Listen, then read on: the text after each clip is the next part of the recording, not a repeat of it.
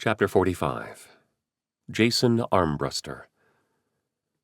I passed the intersection of the 30s and 40s, but the next one changed the pattern. It only held rooms for the 20s, along with some sort of procedure rooms. A sign pointed to the trauma rooms straight ahead. That's got to be where room 10 is. Why would they accept a coding patient in any room other than that? I needed to get there before the patient. It would be much easier to pull Dr. Turner away before the patient arrived. I'm not sure I could arrest him while he worked a code. That might be a new low.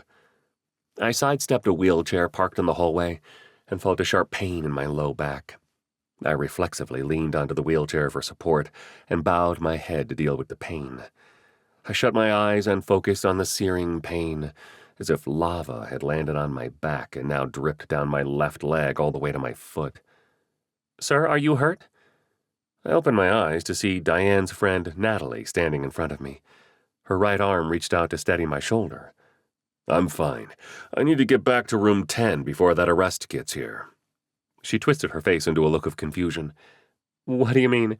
I didn't hear anything about an arrest." "The other doc told your secretary about it. He wanted her to call Dr. Turner and let him know to go straight to room 10 for the arrest." A spark of understanding must have ignited inside Natalie's mind, because her face morphed from confusion to amusement as she shook her head. "We don't have any room that ends in 0. They start at 11, then 21, 31, and so on. Room 10 is what we page people to when we need to help them get out of a room." That conniving doctor. He's interfering in police proceedings. He's obstructing justice, harboring a fugitive.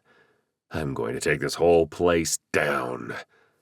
I pushed off the handles on the wheelchair and turned back toward the secretary's desk until that sharp stabbing pain returned.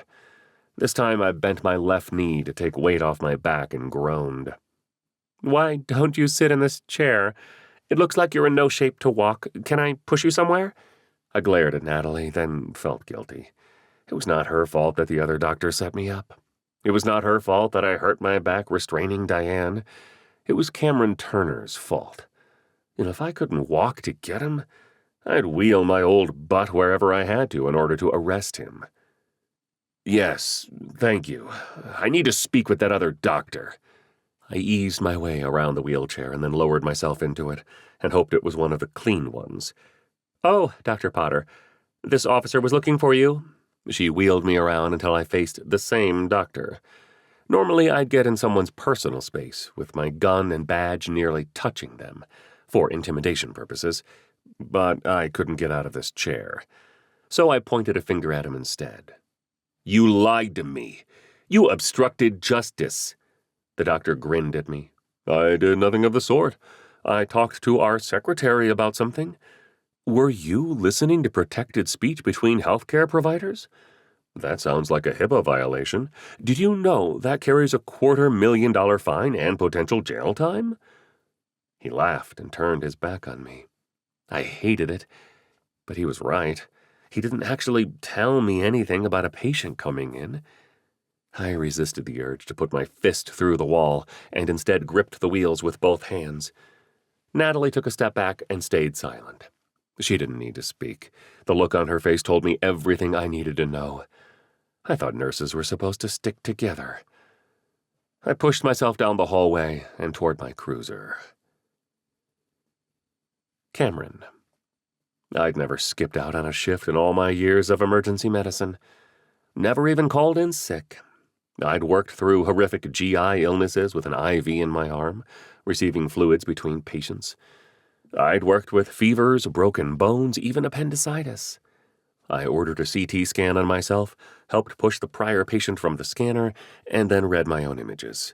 The surgeon wasn't pleased to get another case, but I think he loved stabbing a scalpel into me as payback for all the phone calls at 3 a.m. over the years. It was not ideal to work when ill, but it's not like the ER can simply close if the doctor is sick. There was not an unlimited supply of physicians to cover a shift at the last minute, and sometimes working while sick is the only option. Today, I skipped out on my first shift ever, and it was for a reason I never expected. I needed to call Addison. She picked up on the first ring. "Cameron, are you okay?" "Yes, why?" "The police came to our house looking for you, but they wouldn't tell me why." "Turns out they came here too." "What do they want?" "I think they were going to arrest me for not saving that guy the other day." "How can they do that? You didn't kill him."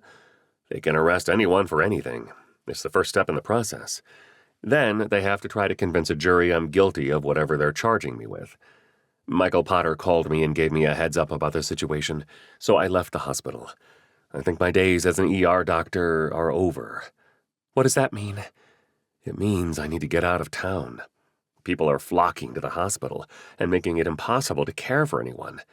Now even the police are after me. I'm going to reach out to the insurance company and move up our timetable. Can you meet me at the airport?" "Now? I have Aaron with me." "Perfect. You guys can come with me." I waited to hear the excitement in her reply, but it sounded flat. "We'll see you there. Which terminal?" "I don't know yet. I'll let you know." I ended the call with my wife and immediately dialed the number of my contact at Alliance. "Hello, Dr. Turner. I didn't expect to hear from you until tomorrow. How's it going?" "Terrible. We need to move up the timeline if this is going to happen. I need to fly out immediately." "What happened?" "It doesn't matter. I need to leave now and bring my family with me. Do you have a plane available?" I heard him snap his fingers 3 times, and then his voice sounded more distant, as if he had moved the phone away from his ear. "I can. It won't take me about 30 minutes to arrange. Which part of the country do you want to start with?" "I don't care. Just get me in the air, and have the documents ready for me to sign."